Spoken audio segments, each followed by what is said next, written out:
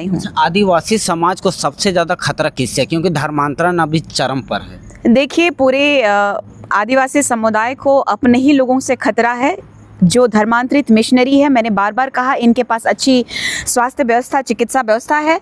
इनके पास अगर ये धर्मांतरित करते हैं तो किसी भी ईसाई को देखिएगा, चर्च में धर्मांतरण के बिना ईसाई वो नहीं कहला सकते हैं। उनका धर्मांतरण का सर्टिफिकेट ही है जो कि उनको हर जगह पे पहला प्रायोरिटी मिलता है।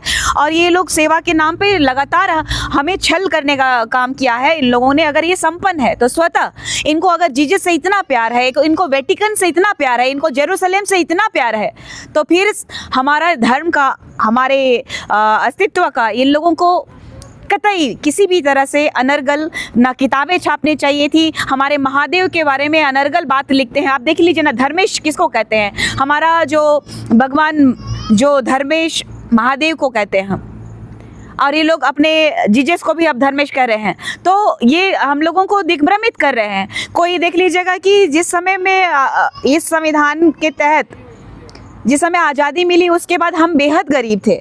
और उस समय में ये धर्मांतरित मिशनरी कभी कपड़ा दे करके, कभी बीज दे करके, तो फिर चंगाई के माध्यम से कोई लंगड़ा जो है दौड़ने लगेगा, अंधा जो है चलने लगेगा, बहरा जो है सुनने लगेगा।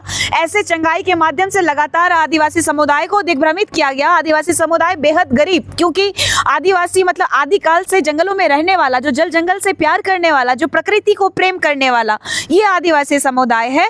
ना कि कोई सनातन, ना कि कोई मुसलमान, ना कि कोई ईसाई।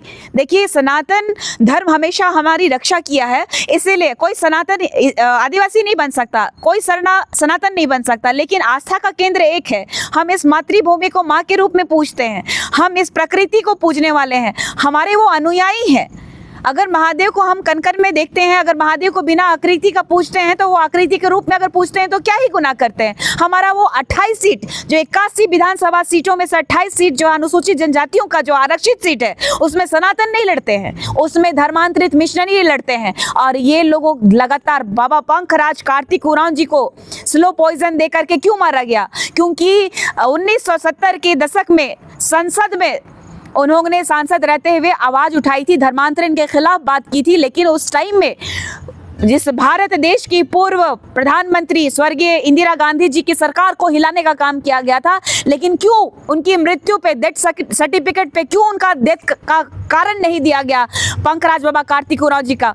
आज उनकी बेटी कांग्रेस का तलवा चाटते हुए, आप बता दीजिए, भारत की आज़ादी के बाद सबसे ज़्यादा कांग्रेस ने शासन किया, लेकिन आदिवासियों को कहा इस देश का मूल मालिक है। लेकिन हमारा आरक्षण, हमारा संविधान में ये क्यों डाल दिया गया कि आर्टिकल 342 का इन लोगों ने लगातार समर्थन करते हुए आदिवासियों को संरक्षित क्यों नहीं किया गया?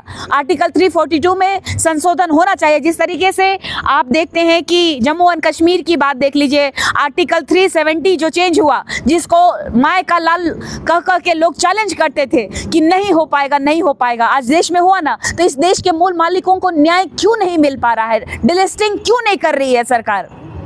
तो इसलिए लगातार हमारा ये जो जमीन दलाल की बात कीजिए, चाहे XYZ लोगों की बात कीजिए, चाहे दो फाड़ की बात कीजिए, हमको इन लोगों से कोई मतलब नहीं है जो आदिवासी समुदाय को दिग्भ्रमित करते हैं। हमारी लड़ाई है सच्चाई, अच्छाई की, जल जंगल जमीन की, हमारे विकास की, हमारे हक और अधिकार की, हमारा आरक्षण का सवाल है।